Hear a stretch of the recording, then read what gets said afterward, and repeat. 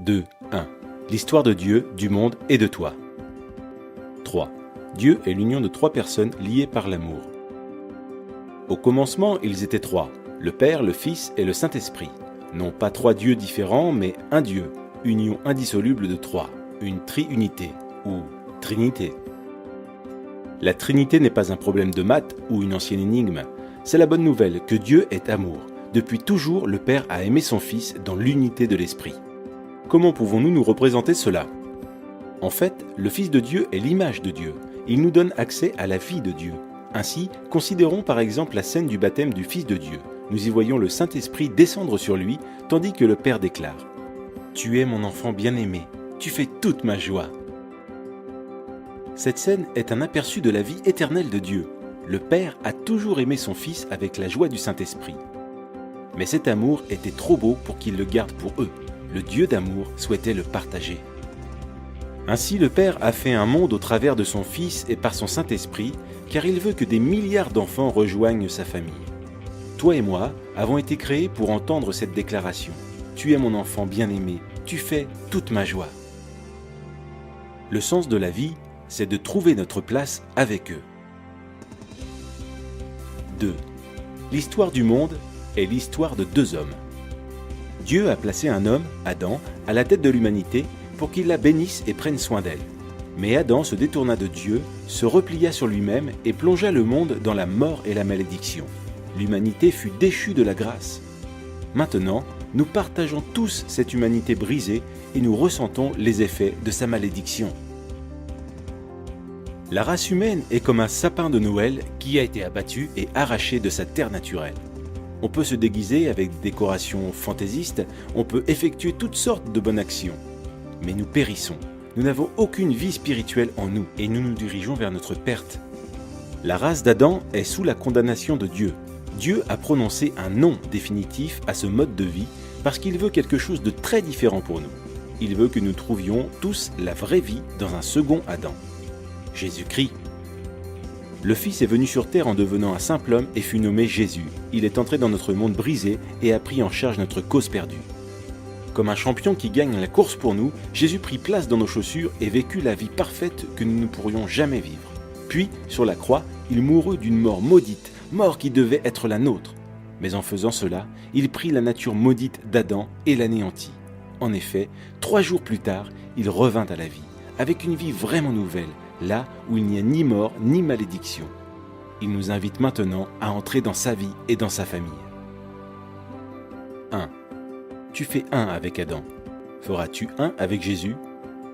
Par notre naissance, nous faisons un avec Adam. On dit bien tel père, tel fils. C'est pourquoi nous partageons aussi sa nature égoïste, sa mort et sa malédiction. Unis à Adam, nous n'avons pas de vie en nous-mêmes et aucun espoir pour l'avenir. Mais Jésus vient pour offrir une incroyable union avec lui.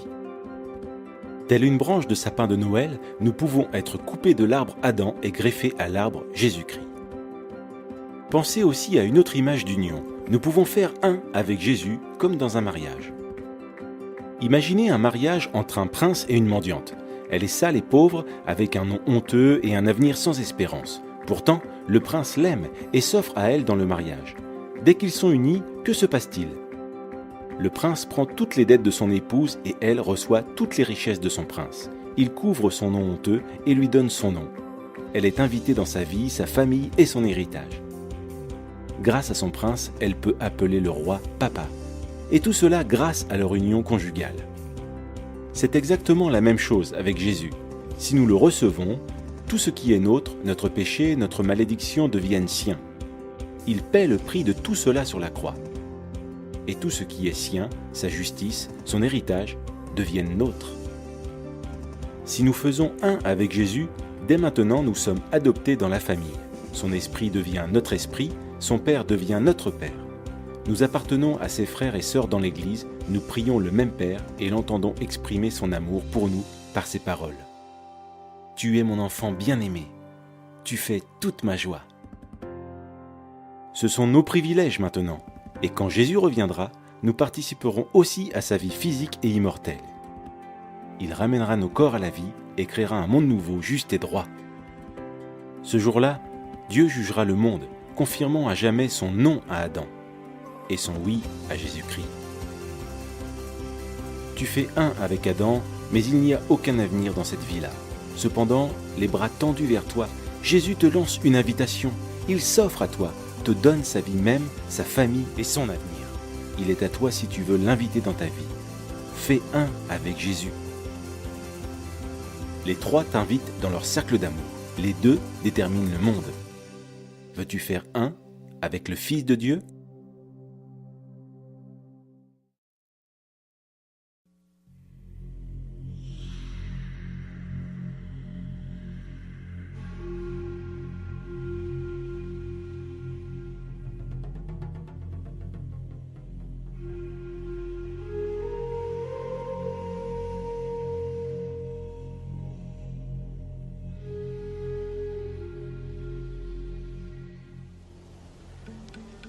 Pour les besoins de l'adaptation cinématographique, certains détails ont dû être changés.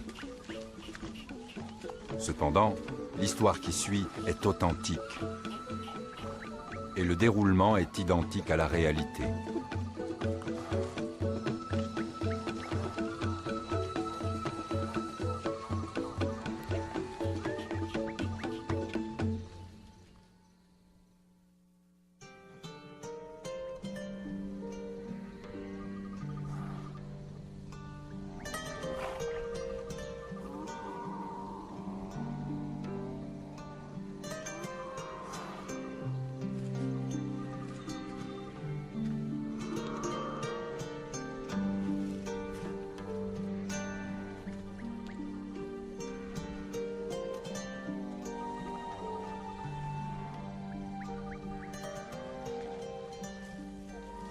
Je fais partie du peuple Fulani, et en accord avec nos coutumes, quand j'étais encore un gamin, j'étais le premier à me lever le matin, car j'étais le plus jeune. J'allais ramasser du bois, je faisais un feu pour le troupeau, car la fumée éloignait les mouches qui n'arrêtaient pas d'ennuyer les animaux. Après, j'allais dire bonjour à mes parents. Ensuite, je prenais une calebasse séchée et j'allais traire les vaches. Quand j'avais fini, je devais relâcher les veaux pour qu'ils retrouvent leur mère. Après, j'assemblais le troupeau et je l'emmenais paître. Selon nos coutumes, c'est le devoir d'un fils de faire paître le troupeau. Sinon, ce fils est considéré comme inutile. C'était donc mon devoir.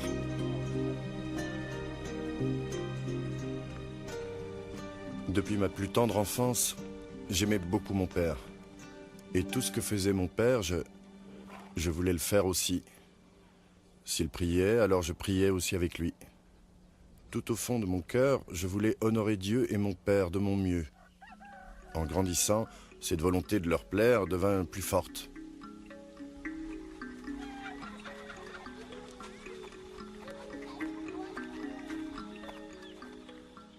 Père, je suis béni d'avoir un père comme toi. Tu m'as donné tout ce qu'un fils peut attendre de son père. Mais j'ai quand même une grande faveur à te demander, si tu as la patience de m'écouter. Dis-moi de quelle faveur il s'agit. Eh bien, est-ce que tu me permets de continuer mes études ? J'aimerais aller à l'école coranique pour étudier le Coran. J'y tiens, c'est mon plus grand souhait. J'espère que tu seras d'accord. Tu as autre chose à me demander ? Non, père. Bien. Oui, mon fils, je suis tout à fait d'accord. Tu iras étudier à Bochi avec le cheikh Ibrahim. Voilà. Merci, père. Qu'Allah te vienne en aide et que sa paix puisse toujours te guider. Amen, père. Alors prépare tes affaires.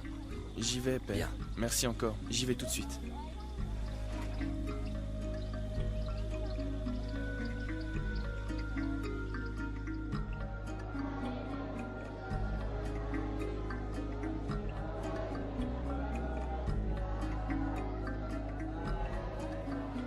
J'ai passé 3 ans à Bochi pour étudier le Coran dans la maison du cheikh. Je n'étais pas le seul étudiant. Nous étions nombreux. Nous avons appris les principes de base de la religion islamique et ses applications dans la vie quotidienne.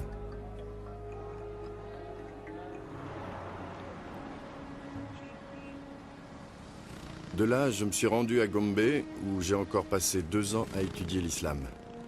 C'est à Gombe que j'ai enfin compris comment on devait interpréter le Coran. Ensuite, 2 ans à Maïdougouri pour continuer. Quand je suis finalement arrivé à Zaria, je lisais et écrivais l'arabe. Je suis resté 1 année à Zaria où j'ai fait des études approfondies sur l'islam. À la fin de mes études à Zaria, j'avais 22 ans. Pour me perfectionner, j'espérais trouver le moyen de me rendre en Arabie Saoudite. Mais c'est à ce moment-là que mon père me demanda de revenir à la maison.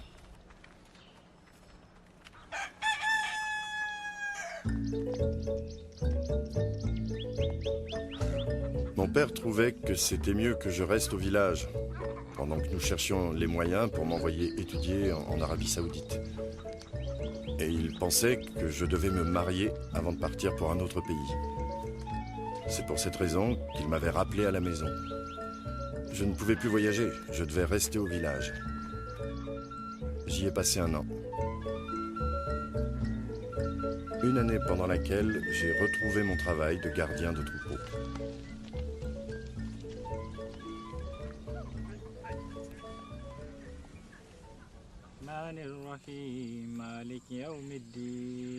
Je suis aussi devenu le chef spirituel et le professeur de notre village.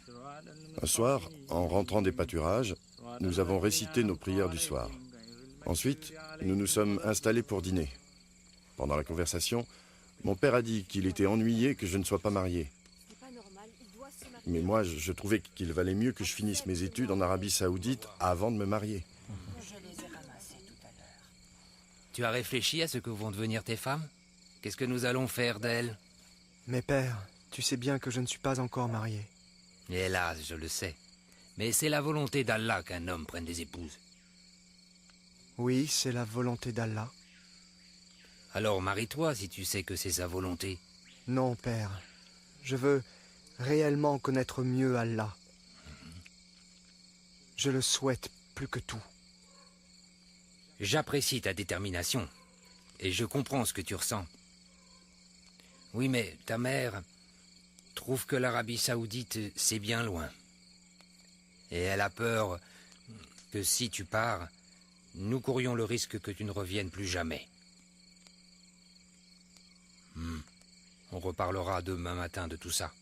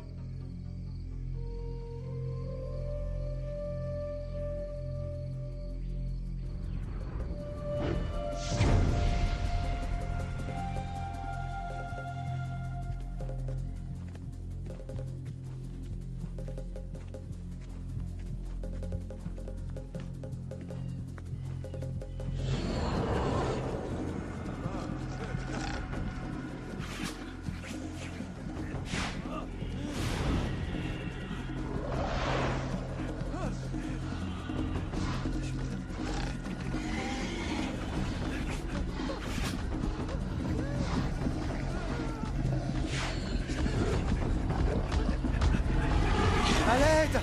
Au secours! Au secours! Après ce rêve, qui m'avait bouleversé, je ne pouvais plus dormir. Je suis resté assis sans bouger toute la nuit. D'abord, je voulais en parler à mon père, et puis je me suis dit qu'il valait mieux ne pas lui en parler. Ce matin-là, je n'ai rien fait. J'ai pris un peu de repos. Le soir venu, on a récité nos prières, ensuite on a mangé en bavardant comme d'habitude. Et après, toute la famille s'est retirée dans les cases pour dormir. Comme tous les autres, je me suis aussi rendu chez moi. Dès que je me suis endormi, j'ai fait le second rêve immédiatement.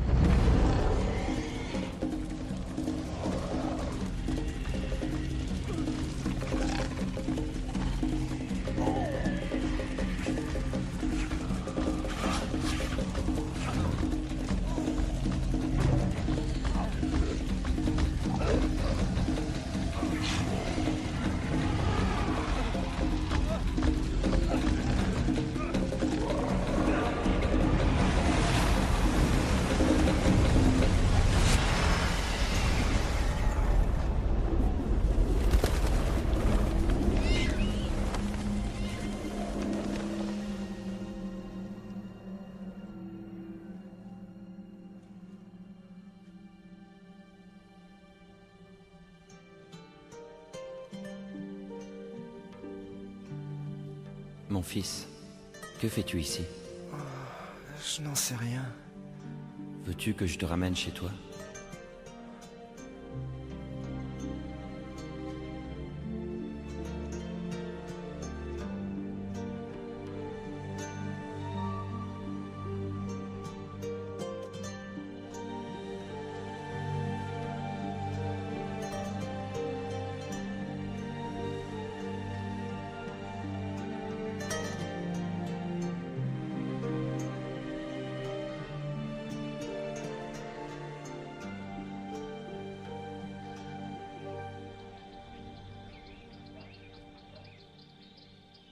Mon cher fils, je t'aime.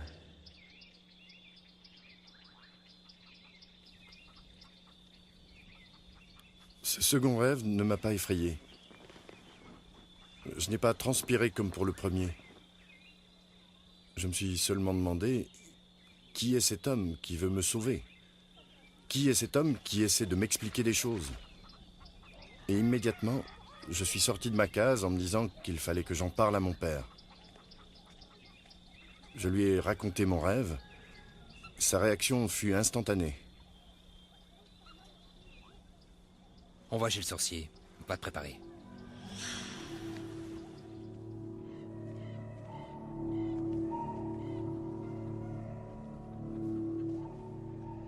As-tu apporté une noix de cola? Oui, j'en ai une.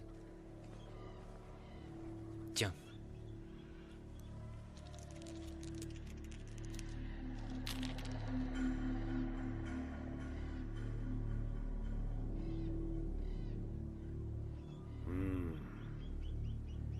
Parle-moi. Parle-moi. Parle-moi.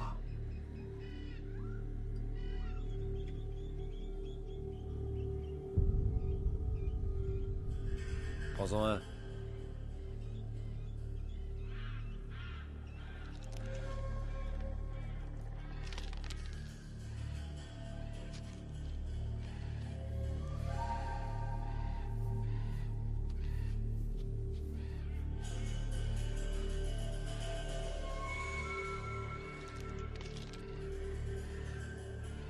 Le père, ton fils est entre les mains de sorcières. Oui. Elles auraient pu le tuer en 2 jours. Heureusement que tu es venu. Avec ces sorcières, je vais passer un marché.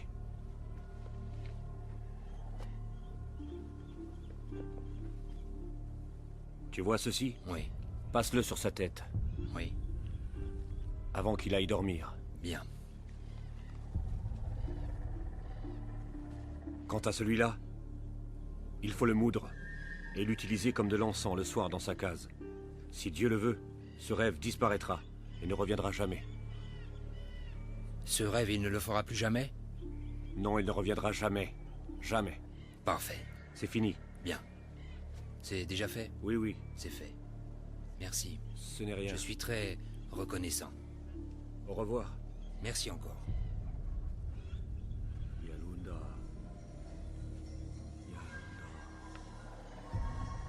Yalunda.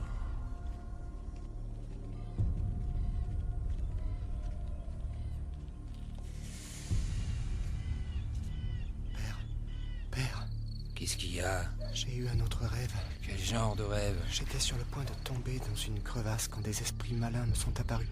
Papa!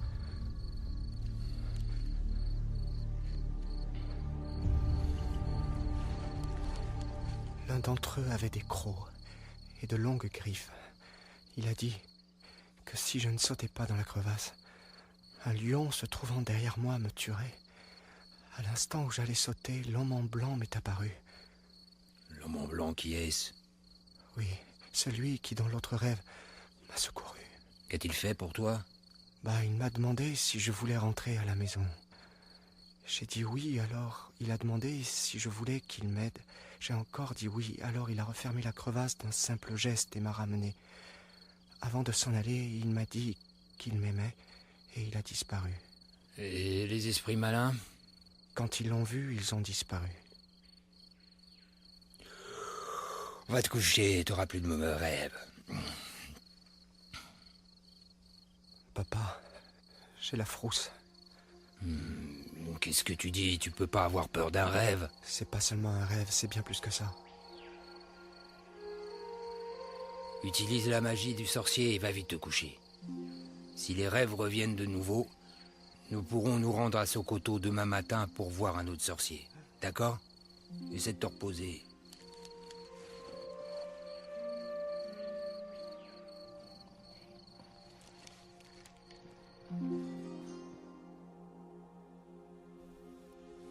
La nuit suivante, j'ai fait un autre rêve, et les 6 nuits qui suivirent aussi. Dans tous ces rêves, l'homme qui portait des tuniques d'un blanc étincelant venait à mon secours et me sauvait chaque fois des mauvais esprits. J'étais en sécurité avec lui. Je sentais qu'il me protégeait. À la fin de chacun des rêves, il répétait toujours la même chose, sans varier. « Je t'aime, mon fils. Je t'aime, mon fils. Je t'aime, mon fils. Je t'aime. » J'ai commencé alors à comprendre que l'homme qui était dans mes rêves était le prophète qui, dans le Coran, est connu sous le nom de prophète Isa, et que les chrétiens appellent Jésus, le Messie. Après cela, j'ai eu le dernier rêve. En fait, c'était le 7e rêve.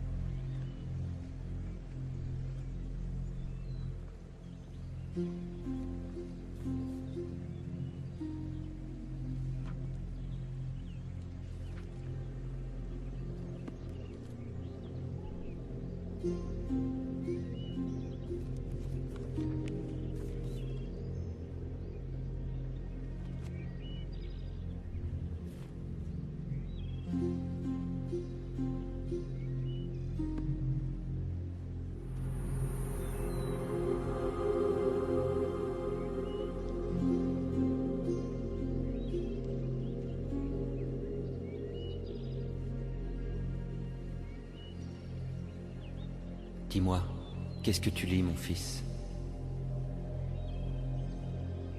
Un livre que je ne comprends pas. Tu as besoin que je t'aide à le comprendre? Oui, si vous voulez.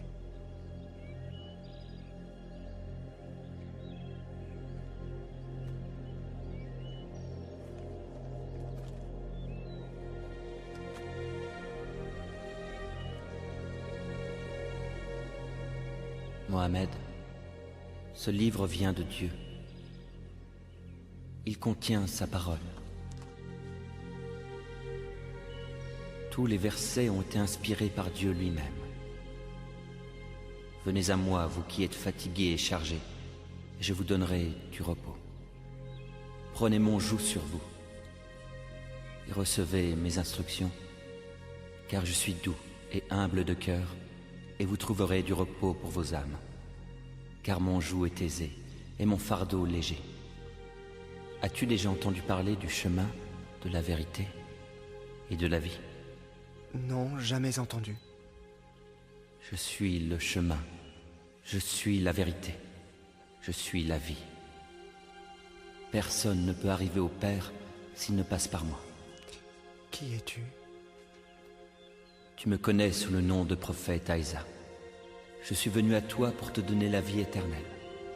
Si tu me reconnais en tant que ton sauveur et ton Dieu, tu deviendras un enfant de Dieu. Parce que Dieu a des enfants? Les enfants de Dieu sont nés de son esprit. Les enfants de Dieu ne sont pas nés de la chair. Est-ce que tu crois en Dieu?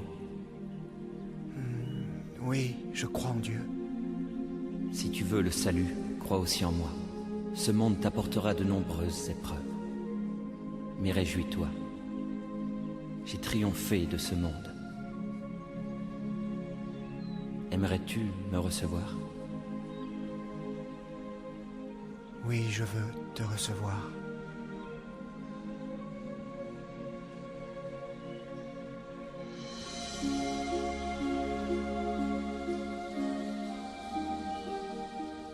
Très tôt ce matin-là, quand je me suis réveillé, j'ai eu l'idée de rendre visite à un chrétien du village voisin, qui s'appelait Jonathan. Je voulais partager mes réflexions avec lui, parce que c'était un brave homme, et je sentais que je pouvais lui faire confiance. Je lui ai raconté mes rêves. Jonathan a écouté attentivement, puis il a été chercher un prêcheur à Bauchi. Il le connaissait bien, parce que ce prêcheur venait dans son village tous les dimanches. Vous pouvez attendre ici, pasteur. Je vais chercher Mohamed et on vous retrouve ici. D'accord.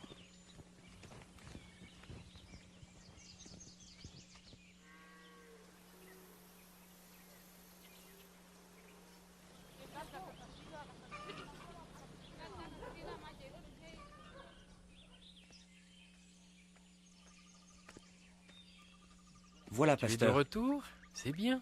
Et Mohamed? Il est là. Ah, c'est lui. Oui, je vous présente Mohamed. Bonjour. Pasteur? Approche, sois le bienvenu. Merci, pasteur. Mohamed, Pasteur? tu me parais bien brave. Ton ami Jonathan m'a parlé des rêves que tu fais. J'aimerais que tu me racontes ces rêves toi-même, en détail. C'est vrai, pasteur. Dernièrement, j'ai fait plusieurs rêves qui me font peur. Des personnes habillées en noir m'ont tourmenté dans ces rêves. Elles voulaient me tuer. J'ai craint pour ma vie. Chaque fois, j'ai été sauvé par un homme vêtu tout en blanc. Il dit que je le connais comme étant Aïsam, mais qu'il est le chemin et la vérité et qu'on ne peut pas aller au Père sans lui. Il m'a aussi demandé de le recevoir. J'ai raconté au pasteur tout ce qui s'était passé dans mes rêves. Tu dois le recevoir dans ton cœur, en tant que Dieu et Sauveur. Il a compris tout de suite que je ne pouvais plus me permettre d'attendre et accepter Jésus comme mon Dieu et mon Sauveur. Es-tu prêt à accepter l'invitation qu'il t'a faite pour le recevoir dans ton cœur? Réfléchis, Mohamed.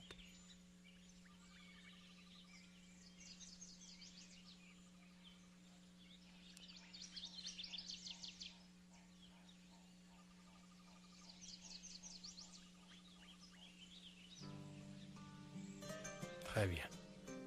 Alors si tu le veux, je vais te guider. Tu verras que Jésus deviendra source de paix en toi. Répète après moi. Moi, Mohamed, Moi, Mohamed, accepte Jésus accepte Jésus comme Dieu et Sauveur. comme Dieu et Il Sauveur. va me montrer. Il m'a fait le dire chemin une et simple le prière chemin. et je me suis repenti de mes péchés. Amen. Amen. J'ai reçu Jésus Je suis et il est certain devenu que mon la Sauveur et mon bénédiction Dieu. de maintenant est à toi. Dès que j'ai ouvert les yeux, j'ai ressenti une joie et une paix comme jamais auparavant. La paix en Dieu, J'étais heureux et mon cœur plus léger la famille de- parce que je n'avais plus peur. Mon angoisse avait disparu. Je n'avais plus que joie et paix au fond de mon cœur.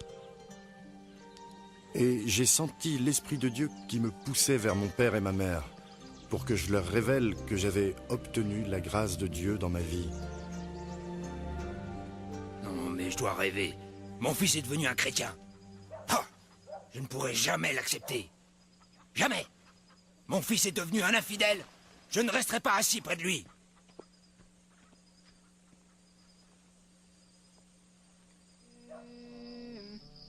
الله أكبر الله سمع الله لمن حمده ربنا الله أكبر الله. Quelques jours après, mon père m'a demandé ce qui m'arrivait, parce qu'il avait remarqué que je lisais la Bible et que je n'allais plus à la mosquée. Il était très en colère contre moi.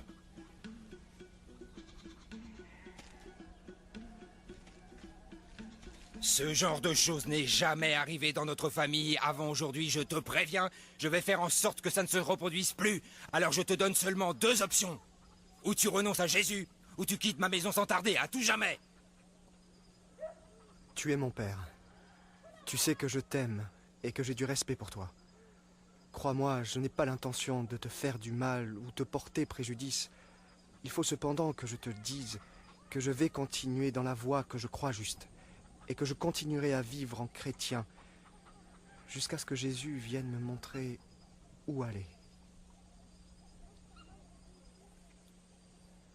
Quand mon père se rendit compte qu'il ne pourrait pas me convaincre de renier ma foi, il incita toute la famille à me traiter comme un paria, Mohamed, jusqu'au jour où... sors de cette case, viens ici.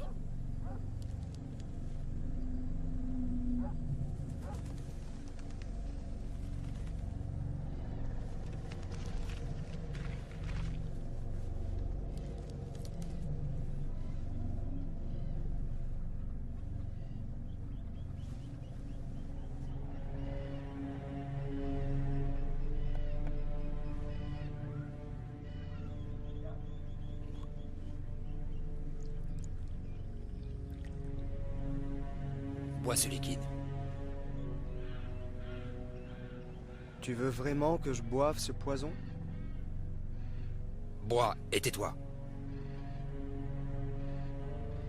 Est-ce que tu peux m'accorder une faveur? Dis toujours. Je veux prier avant de boire. Non.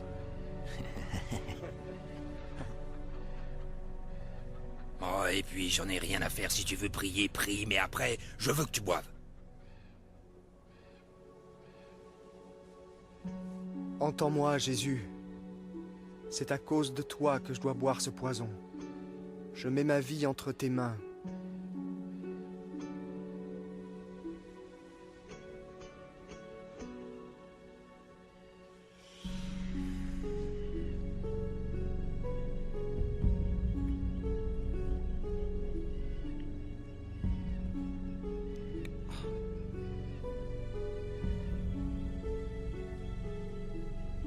Va t'allonger.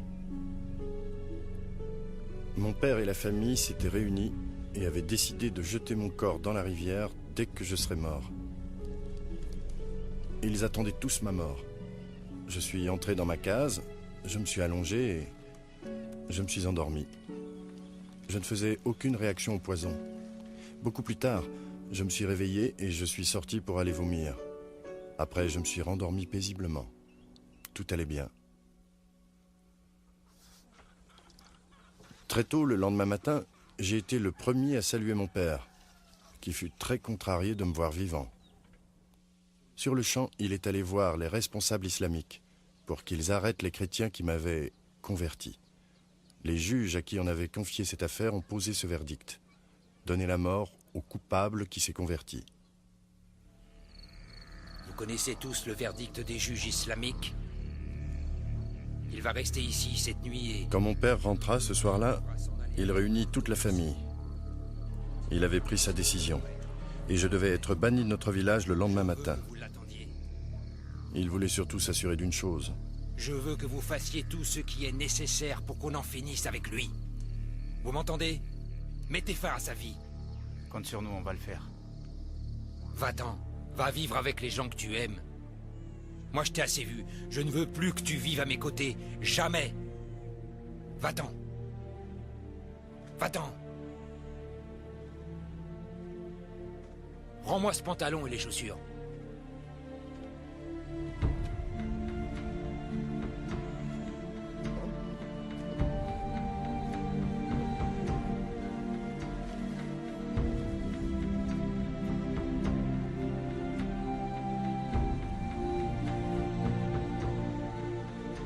Fiche le camp.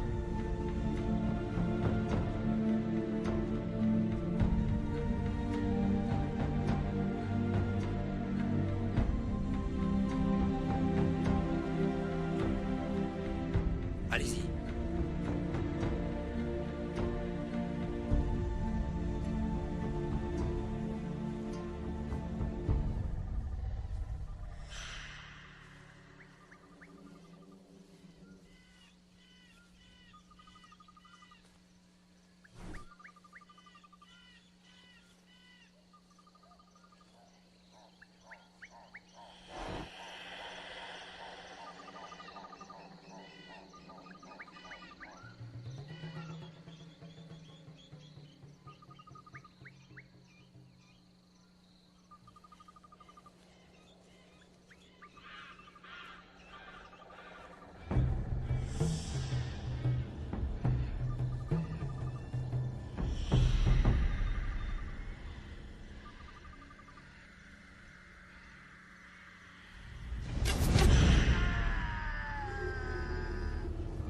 Je me suis écroulé au sol en gémissant.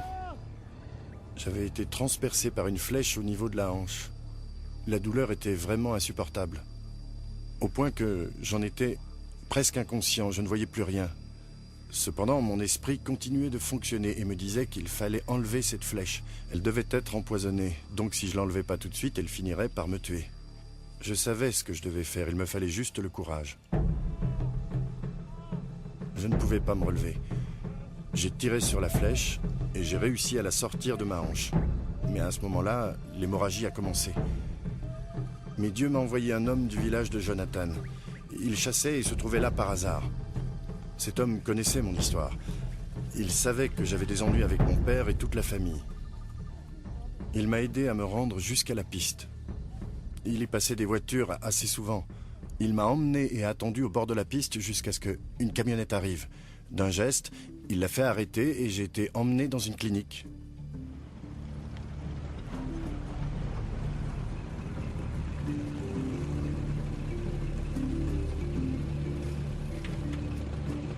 L'arrivée de cette camionnette était providentielle.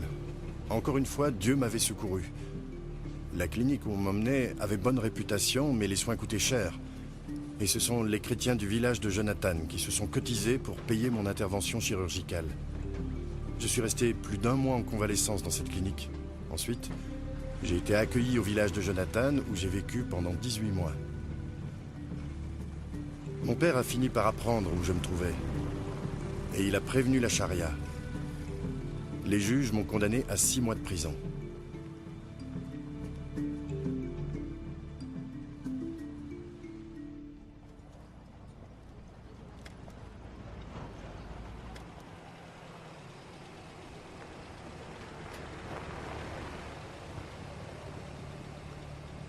Après 6 mois de détention, j'ai été relâché et escorté dans le village de mon père par la police.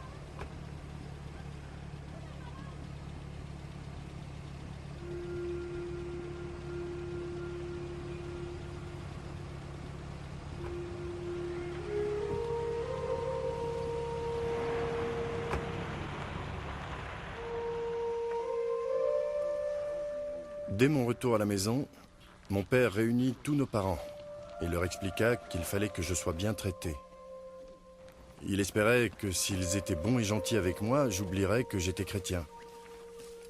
De plus, il me promit 100 vaches et l'argent nécessaire pour avoir 3 femmes si je renonçais à Jésus.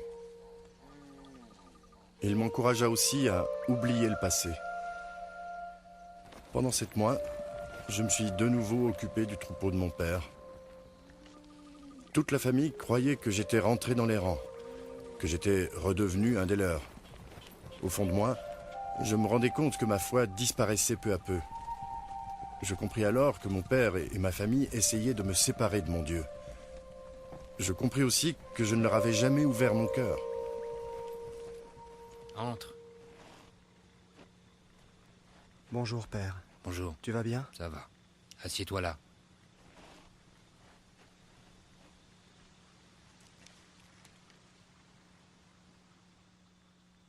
Je voudrais te parler de ta fiancée, mon garçon.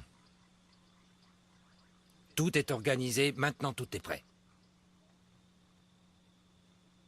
Papa, je voudrais te remercier de tout ce que tu as fait pour m'aider. Cependant, j'ai encore besoin que tu fasses une chose pour moi. Dis ce qui te ferait plaisir. Tu l'auras. Papa, je vais te le dire, mais tu ne pourras pas satisfaire ce besoin. Seul Jésus le pourra. Mais qu'est-ce que ton Jésus peut faire que moi je peux pas faire? Vas-y, dis-le-moi. Papa, est-ce que tu peux me donner la vie éternelle?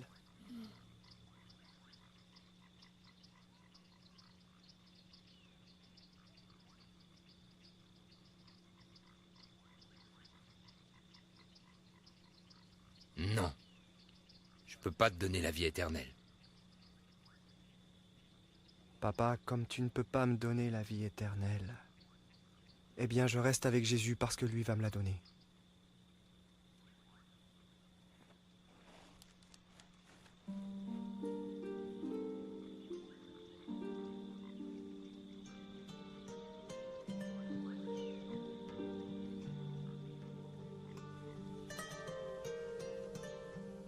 J'ai quitté la maison de mon père et je me suis réfugié chez Jonathan, où j'ai vécu pendant 2 ans. Pendant cette période, je ne ressentais aucune envie de communiquer avec ma famille. Je n'en ressentais aucun besoin. Puis un jour, j'ai reçu un message. Mon père était à l'hôpital, très malade, et il désirait me voir.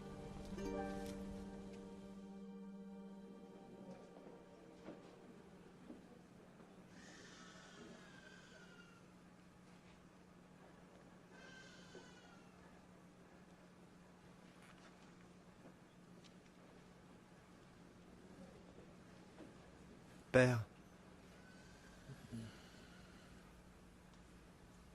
Mon fils, tu voulais que je vienne te voir? je te demande pardon, mon fils. Te pardonner, papa? J'ai bien des torts envers toi. Par ignorance, j'ai mal agi. Et tu ne m'as pas jugé. Papa, sache que je t'ai pardonné depuis longtemps. Que veux-tu dire, mon fils? Je n'ai jamais demandé que tu me pardonnes. Oui, c'est vrai, mais la Bible nous enseigne le pardon. Tu comprends?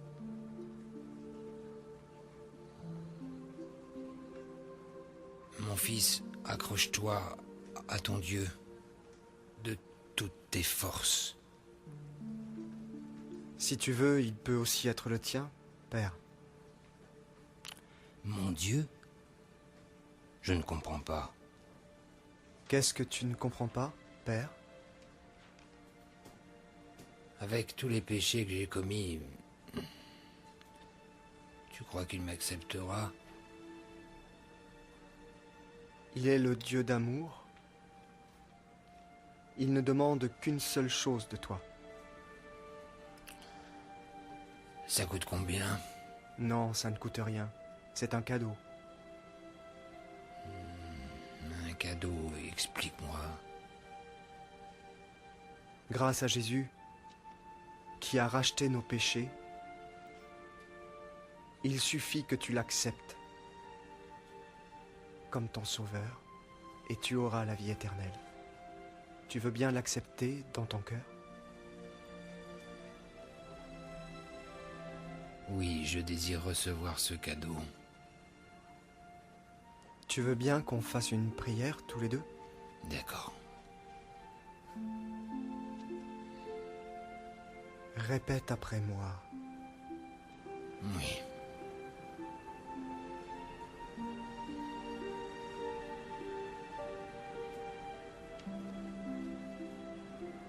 Jésus, je viens devant toi. Oui, Jésus, je viens devant toi. Afin que tu pardonnes tous mes péchés, et je veux... Afin que tu pardonnes tous mes péchés, et je veux... Que tu deviennes mon Seigneur et mon Sauveur. Que tu deviennes mon Seigneur et mon Sauveur. Amen. Amen.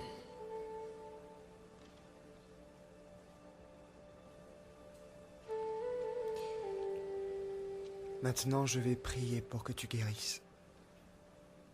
Non, je ne veux pas que tu pries pour ma guérison.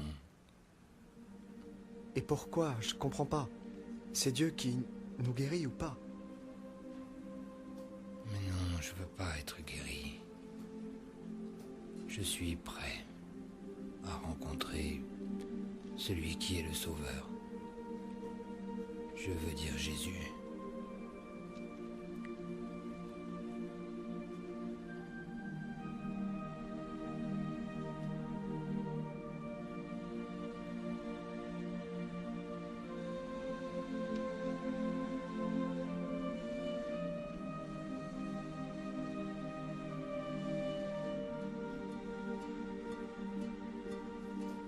Mon père est mort 3 heures après avoir prié avec moi. Il s'est éteint dans la paix et dans la joie. Parce qu'il savait où il allait et qui il voulait connaître. L'espoir de rencontrer Jésus le fit passer de vie à trépas sans anxiété. Notre réconciliation effaça toutes les douleurs et les peines que nous avions connues. Dieu les fit disparaître. Et toi, mon ami, où en es-tu?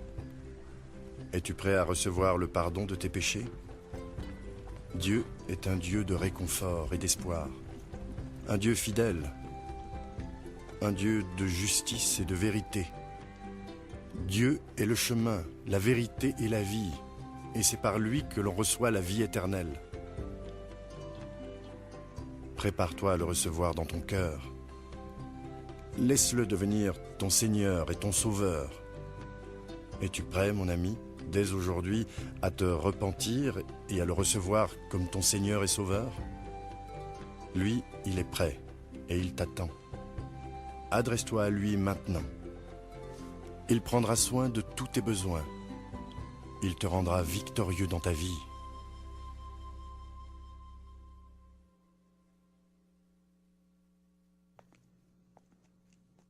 Il est naturel pour des parents de protéger et d'élever ses enfants. Le père de Mohamed n'était pas une exception, mais Mohamed a franchi une frontière. Et à ce moment-là, Mohamed a mérité la mort aux yeux de son père. Il a eu la possibilité d'adjurer, de se rétracter. Il ne put le faire, sa conscience ne lui permit pas. Il savait au fond de lui que l'expérience qu'il avait eue était bien plus qu'un rêve. Nous avons eu une vision totalement différente quand nous comparons la relation entre Mohamed et son père et la relation entre Jésus et Dieu. Le père de Mohamed n'hésita pas à décréter que son fils devait mourir pour ses péchés, surtout que selon lui, Mohamed avait commis le péché le plus grave, celui de choisir un autre Dieu, tandis que Dieu le Père avait décrété que Jésus allait mourir pour les péchés de l'humanité. Vous vous demandez peut-être, Jésus avait-il déplu à son Père en quelque façon? Pas du tout. Dans l'évangile de Matthieu chapitre 3, Dieu a parlé de Jésus, en ces termes. « Celui-ci est mon Fils bien-aimé, en qui j'ai mis toute mon affection. » En fait, durant son ministère sur terre, Jésus n'a jamais fait quoi que ce soit pour déplaire à son Père. Jamais, c'est certain. Pourquoi son Père alors? Je parle maintenant de Dieu. A-t-il voulu que son Fils soit crucifié et qu'il meure sur la croix comme un criminel, couvert d'opprobre et de honte? Comment un Père parfait peut-il abandonner son Fils à une mort aussi abominable que celle de la croix? Un Fils bien-aimé qui toute sa vie n'a rien fait de mal? La seule façon de comprendre, c'est de se référer à la mission du Messie. En effet, Jésus n'est pas venu sur terre pour agir selon sa volonté. Il est venu dans le monde pour accomplir la volonté de son Père. Et la volonté de son Père était que son Fils donne sa vie pour racheter les péchés du monde. Dans l'évangile de Jean, chapitre 3, verset 16, la parole de Dieu nous dit que Dieu a tant aimé le monde qu'il a donné son Fils unique, afin que quiconque croit en lui ne périsse pas, mais qu'il ait la vie éternelle. Et verset 17, Dieu en effet n'a pas envoyé son Fils dans le monde pour juger le monde, mais pour que le monde soit sauvé par lui. Dans le premier épître de Jean, chapitre 4, il nous dit que tout est amour, non pas celui que nous avons pour Dieu, mais celui que Dieu a pour nous. Rappelez-vous qu'il a sacrifié son Fils unique pour nous. Mes amis, Dieu nous a montré le chemin qui mène au paradis. Ce chemin ne passe pas nécessairement par nos bonnes actions ou par des gestes héroïques. Il ne passe pas non plus par un rêve ou une vision. Bien plus que nous l'avons vu, Dieu utilise parfois ce moyen pour nous faire entendre son message. Le chemin vers le salut, c'est la foi en Jésus-Christ. Il a dit, en parlant de lui-même, qu'il était le chemin, la vérité et la vie, et que personne n'arriverait à son Père s'il ne passait par lui. Est-ce que vous avez le désir de plaire à Dieu? Voulez-vous l'assurance d'aller au ciel? Si c'est vraiment ce que vous désirez, alors sachez que c'est aussi ce que Dieu veut pour vous. Prions Dieu tous ensemble maintenant, afin de demander pardon de nos péchés à Dieu et la vie éternelle. Dieu de bonté et d'amour, je suis un pécheur. Je ne peux pas avoir le salut, sauf si le Seigneur Jésus accepte de venir dans mon cœur et me pardonne mes péchés. Amen. Si vous avez fait cette prière du fond de votre cœur, alors Dieu vous a pardonné tous vos péchés. Soyez donc les bienvenus au sein de la famille de Dieu.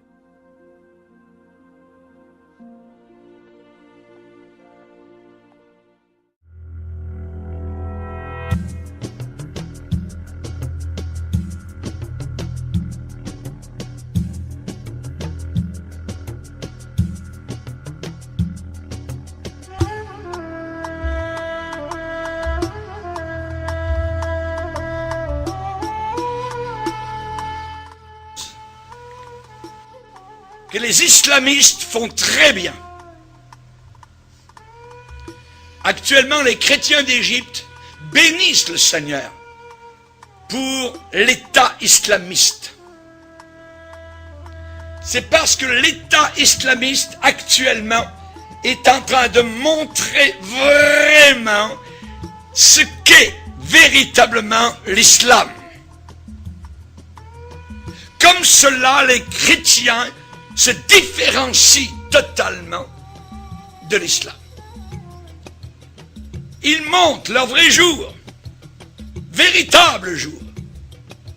Religion de haine, un islamiste, il vit dans la peur, continuellement. On peut lui couper la tête, on peut lui couper les mains au nom de son Dieu Allah, qui est un faux Dieu, qui est un démon. Il se regarde le visage dans le miroir, il a peur. Il ne sait pas. Quand il prie, qu'il se met à genoux, il a peur. Il vit dans la peur. Nous les chrétiens, nous sommes véritablement la religion de paix, la religion d'amour. Nous pardonnons. Nous pardonnons. L'islam ne pardonne pas. C'est une religion de vengeance. Le secret d'une vie paisible. Une vie paisible. Nous les chrétiens, nous ne sommes pas des contentieux, nous ne sommes pas des gens de guerre, des gens de troubles. Nous sommes des gens de paix. Nous ne tuons personne, voyez. Nous ne prenons pas les armes. Nous ne sommes pas armés de couteaux pour tuer au nom de notre Dieu, voyez.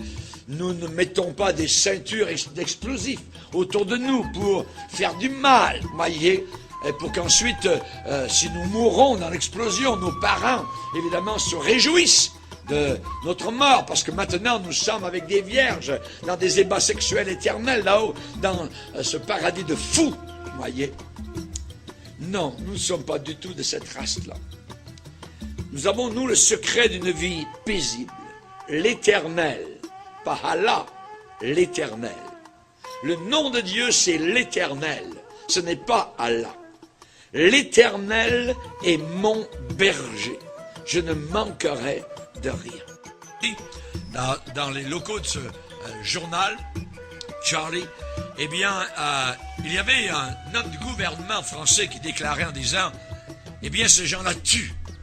Et d'autres, sur le panel, étaient en train de déclarer, oui, mais on peut avoir des gens fanatiques dans d'autres religions, parmi les bouddhistes, parmi les chrétiens, les catholiques, tout ça. Mais l'autre, répondant sur le panel en disant, mais oui, mais ceux qui se disent chrétiens ne tuent jamais. Ils ne tuent pas. Ils peuvent être têtus, ils peuvent croire à toutes sortes de folies, mais tandis que les islamistes tuent. Au nom de leur Dieu, au nom de Allah. Nous, chrétiens, nous avons une façon de vivre. Et lorsque des musulmans lisent la Bible, ce qui leur est interdit normalement, arrive à Matthieu chapitre 5, où Jésus dit « Aimez vos ennemis. Priez pour ceux qui vous haïssent. » Le musulman est totalement étonné devant ce que Jésus demande. Parce que dans son livre à lui, nous le verrons durant la conférence, la fameuse conférence, et elle va être sur Internet, ça s'appelle le Coran et le Christ. Ceux qui nous écoutent actuellement peuvent aller voir donc sur Internet le Coran et le Christ, et vous allez voir donc ce que le Coran déclare et ce que la Bible déclare. Si vous descendez dans le Coran, vous descendez dans un enfer. Quand vous lisez la Bible, vous prenez une bouteille d'oxygène céleste, de pardon, de libération, voyez. Alors que l'intégrisme islamiste, eh bien, assujettit des peuples entiers sous la férule des démons et de Satan.